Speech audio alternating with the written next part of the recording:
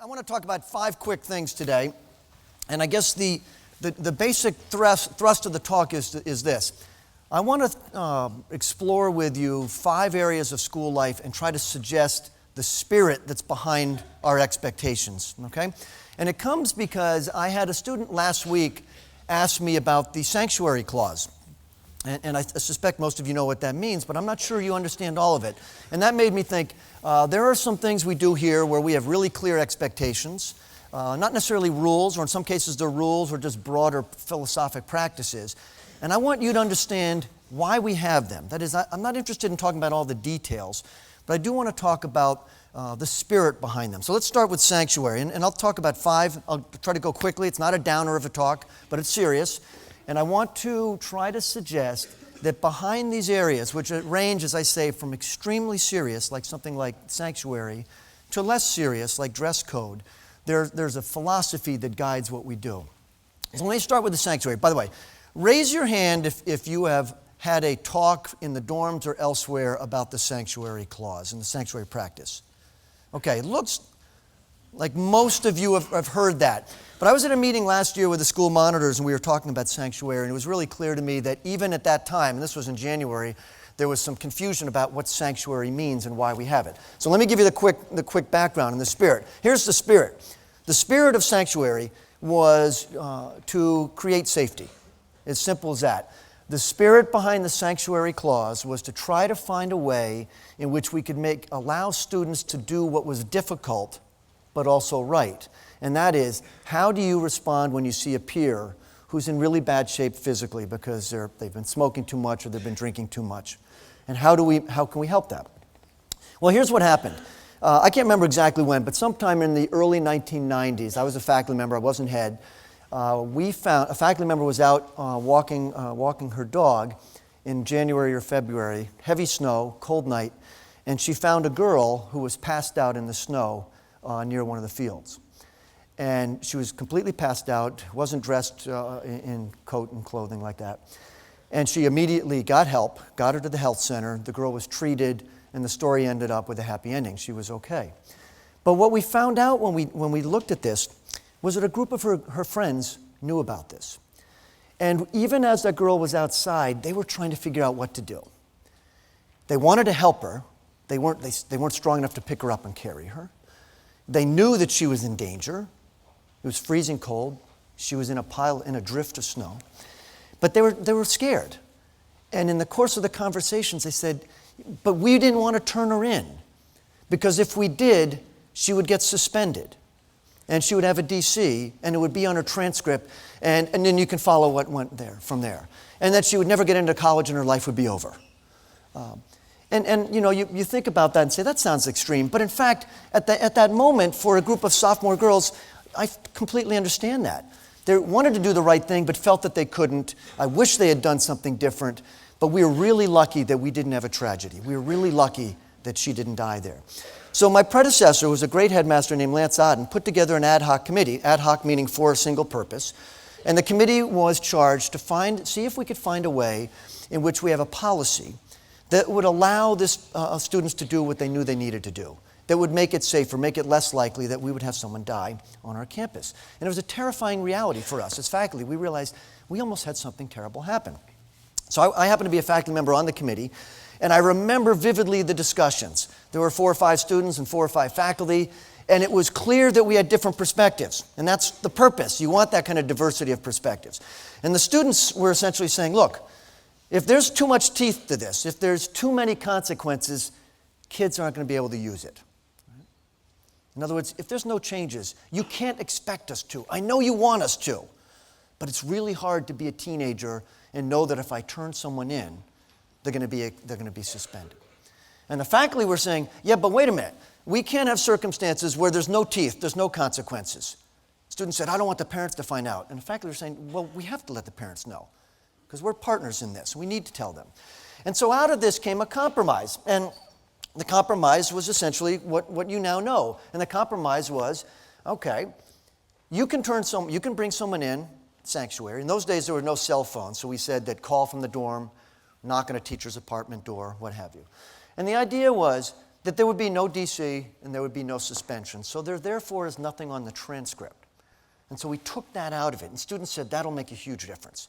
Right? That'll make it easier for us to do what we know we need to do. And faculty felt comfortable with the idea that, yeah, but there are consequences. Headmaster is going to call up the family and invite them here. And we're going to sit down in a room together and say, if he or she ever does this again, if they're ever caught drinking again, in all likelihood, they're going to be expelled. So in other words, this is a strike, if you will, to use your language. And I remember vividly the next year when we had this, we had a year where actually sanctuary was evoked 3 times. And I reviewed this with the Board of Trustees, and someone rightly asked, well, Willie, what do you think? Do you think that, is there a drinking problem on the campus? I said, I don't know if there's a drinking problem, but I know we got good leadership on the campus. Because 3 times that year, students brought someone in. And in every case, the story ended well. The student was safe, the parents were appreciative, and the students who had brought the child forward were all seen as leaders. So remember the spirit behind that. The spirit is, what can we do to make this place safer? And if you have any questions on that policy, make sure you talk to me or one of the deans, because it's a critical one. Okay, let's go to a second. Academic honesty. What's the spirit behind this? I think Mr. Wilson has done a brilliant job in explaining to it. If I asked you to raise your hands, everyone would raise their hands if you've thought about academic honesty. I want to introduce a metaphor that'll maybe help you understand it. And the metaphor is this. You are in an ideas economy. Okay? You're in an ideas economy. In the real world, things have value, right? This jacket costs $200, right? Your iPad costs $495. And you can borrow those from people. So you go into a friend's room, you say, can I borrow the jacket? And she says yes. You might even borrow money. Can I borrow $5 from you? You might leave a note saying, just wanted to let you know I grabbed your psychology book. So what we do in the real world is real things have value, and when you borrow them, you simply say so. Obviously, if you take them without acknowledging it, that's what we call stealing. In academia, there's only one thing that has value. At Taft, in the world of academics, and when you go off to college, the only thing that has value are ideas. And if you take those ideas without acknowledging them, in those worlds, that's seen as stealing. And it is very, very serious. Let me make that clear. When you go to college, you could do some pretty bad things, and you're not going to get in much trouble. But if you steal ideas in college, you get in really serious trouble.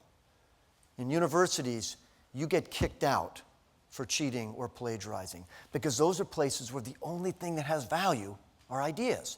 Let me tell you what I mean by that. Some of you know, my parents are both retired professors. And as a boy, I watched how hard they worked. So my father was a history professor, and I don't think he ever got rich doing that. But I know that he worked really, really hard to contribute to the world of Roman history. And I'd wake up mornings and I'd see him at 5 in the morning awake, sitting in a bathrobe and a chair, and he might be reading in Latin or Greek or German or French or Spanish or Italian, and he'd write a book. And if he didn't write that book, he wouldn't have a job. That was his livelihood. So imagine if he picked up something someone else wrote and he saw his idea in there and it hadn't been acknowledged. How would he feel? If it was acknowledged, cited, he'd say, well, that's what scholarship is. You're borrowing other great ideas. And I'm flattered. I love the fact that he took an idea, used mine, and took it somewhere else, and came to a higher understanding of something. But if you take it without acknowledging it, in the world of ideas, in academics, that's a really serious offense. So when you think about the academic honor code and the ways in which you can contribute to it, and the ways in which you can ensure that it is safely passed on, think about that. Think about the fact that we are in an ideas economy. Scholarship is borrowing others and using those ideas, but it also means you have to acknowledge them, and otherwise, obviously, it's cheating. So that's the spirit behind academic honesty. Let's go to a third one. Again, I think in a way I'm sort of going down in importance, but this is still important. Dress code. Okay? What's the spirit behind our rules on dress code? The spirit behind this is different events and different places have different expectations of how we dress ourselves. And the reason we have a class dress code is that we think that the business we're involved in during the day is really serious. Like, learning is serious, and we want to dress appropriately. We want to dress in a way that reflects that seriousness. Now, by the way, you would know from looking at schools, you recognize that Taft is sort of in the middle. At one end, of course, there's a school that's got a strict uniform, and at the other end are schools that have no dress code at all. And I believe that if we really think that what we're doing is serious, every day from 8 to 2 or whatever, we need to dress in a way that reflects that seriousness. So I wear a coat and tie, and you wear a collared shirt and khakis or a dress. Okay? Now, the location in the event matters. And you know this. I bet a lot of you at the end of the class day, when you go up to your dorm room, you immediately get into something more comfortable, and that's totally appropriate. You want to relax. You got a favorite pair of sweatpants. You got a sweatshirt or a sweater you put on. So different spaces have different expectations. I remember I was on the beach 2 summers ago, and Nauset Beach out in Cape Cod, beautiful, warm, sunny, late afternoon, and a guy with a tuxedo starts walking down the beach. I mean, it's just the most bizarre scene I'd ever seen. And then the woman in the wedding dress comes along. So clearly it's going to be a wedding, and unfortunately the photographer was late, so they had to stand on the beach for about an hour looking like idiots. Because the expectation, obviously, of the beach is that you're wearing a bathing suit. So you can go the other way. Now, how many of you have read the story A and P by John Updike? Any of you read that? Yeah, okay, half the school's read that. Why does this female character in the story, Queenie, why is she so provocative? Because she walks into this cold, sterile A&P supermarket, and she's got a bikini on. And remember, the narrator can't get over it. His eyes are like this. So how you dress, it'll depend on where you are. Now, I'll give you another example. I had 2 grandmothers, sadly neither are alive today, but they're really important to me when I was younger. Some of you may recognize this kind of thing. One of them was incredibly proper, very refined. And when she would come and visit us, we would have tea in the afternoon. And God forbid, I would have gotten a lecture if I showed up with a T-shirt and jeans to have tea with Noni. Because Noni, when you met with Noni and you had tea with Noni, it was a very formal thing. My other grandmother was an avid outdoors woman. She was a gardener. There was a kind of rough and tumble quality to her. And so she would come in after being in the garden, and she would have branches in her hair, sleeves rolled up, scratched. It didn't matter what you were wearing. But I learned at an early age that there were different expectations. So you need to think about that as well. So my simple point is the spirit behind the rule is that the different spaces and different events have different requirements. And the class dress is a way in which we say what we're doing during the class day is serious. So you dress that way. Okay, let's go to a 4th one. Fan behavior, fan conduct. Okay, what's the spirit behind our expectations? Here's the spirit. The spirit behind our expectations is that we will conduct ourselves in a way that both reflects and increases the pride and spirit we have as a school. That's the basic spirit behind the expectations. That what you do and what I do and all of us do will reflect and increase the pride and spirit that we have as a school. Now, you should know there are actually some Founders League rules. Let me just quickly review them because these are the bylaws of the league that we are in, and they won't surprise you. But one of the bylaws says that the head of school and or others, like the athletic directors, address the school on matters of sportsmanship. It's very straightforward. I'm reading directly from the bylaws. Fans cannot run up and down sidelines. They cannot call to players, coaches, or officials in an unsportsmanlike manner. They cannot go onto the field of play. I think I put in parentheses, by the way, if we win in overtime, do go on the field of play. You cannot stand near the opposing team to taunt or heckle them. Those are rules that are, by the way, also in the NCAA. You can't stand behind the bench, for instance. And you cannot engage in cheers that are profane or mocking or deface or damage property. So those are the rules in the league that we belong in. They're straightforward, and I think they make perfect sense. I would say a couple points. We obviously have Taft cheers. That meets the criteria of the spirit. Increase, right, and reflect the pride and spirit of the school. So those cheers that we all know well. I think those cheers that are directed, in a sense, at a person, but are okay, would include things like fundamentals, right? Coach is nervous. Those are appropriate. I think those still fall into the spirit. It reflects the pride of the school. The ones that do not, though, are those that are directed and harmful or profane or humiliating aimed at a particular athlete. Those are not appropriate. And by the way, those are the hardest, and you need to referee yourselves. And you may sometime engage in a cheer individually or as a group and have a faculty member or another student say, you know what, that's really not in the spirit. The spirit, again, we go back to that, is to reflect the pride, right? The spirit of the school. And so there are comments which you could make individually, and I would implore you and leaders in the group to say, hey, knock it off. That one's not good. Right? Or maybe a faculty member is going to come up, and they might even reference this talk. What's the spirit behind the expectations? I don't think that's appropriate. And by the way, I think those can be mean. I was up at, I won't say which school. It was a rival school, a really big rival. And it was at a field hockey game. And I talked to Miss Ryan about this. And after the game, we found out that there were fans who were making comments that were so derogatory. I mean, they were really disgusting towards our girl athletes. And I thought that was completely inappropriate. And my takeaway was, we would never do that. How does that reflect the pride and spirit of the school? So of those three areas, the school-wide cheer, that's a no-brainer. Those are great. Those 4 or 5 which are, I think, acknowledged as acceptable, they're not really harmful. I don't think any coach in a basketball game, I don't think the volleyball coach at Choate was really, took offense when you guys started chanting that he was nervous. But the ones that you have to watch carefully, I think, and you have to referee yourselves, and I will call you on it, and faculty will as well, is if they are those targeted ones which can be mean or profane or humiliating. What does it look like when it's done well? I saw that volleyball game. That was amazing. I mean, you couldn't squeeze another person into the bleachers. We had, it looked like the whole soccer team was doing some, crazy cheers, and Ezra was adding some new ones for us. And I thought that's what it should look like. Eric and Dean got over there, we got cheers going. That's fantastic. And I would even say this, by the way. I was standing near a Choate parent who said to me, I couldn't believe this. Like, he could tell I was a Taft, fan, and we made small talk. And I said, well, where'd you come from? He said, well, you should know. My daughter said that if we're going to come to any game this year, and this is a long flight, if we're going to come to any game, she's told us, we got to go to the Taft game because they got the best fans in the league. And he was filming you all. He was filming you guys. It's a great moment. Last one. Okay, last one, and as we've really gone down to less and less important. We started with the idea that we have a sanctuary clause because you need to understand it because it may save lives. We end with this question. Music in public spaces. Yes. Music.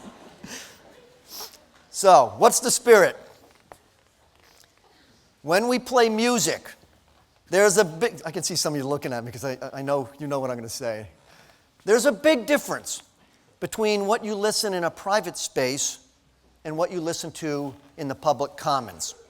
Okay? Now, the most private space is headphones. And of course, you can listen to anything you want with your headphones, your earbuds. That's fine. What about your room? Is that a private space? Yeah, somewhat. It's certainly more private than, let's say, the main hall, but you have a roommate possibly. Someone might come in, a teacher might knock on the door, come in. It may be a weekend and your roommate's parents come up to visit. And of course, you might have a roommate. So you have to think to yourself, what I listen to here is in fact in a quasi-public space. And then there are public spaces. What are the public spaces? Well, the PA system in the gym before a game or in the hockey rink before a game. The main hall.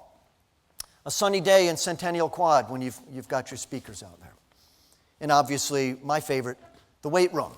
Okay? Yes, the weight room. Reminder, it's a public space. Now, this is not a question, by the way, of whether I like a particular song or not. But if it is a public space, and we acknowledge it is, like these others, you have to recognize that when you enter a public space, you give up some of your rights. In the law, the principle goes something like this.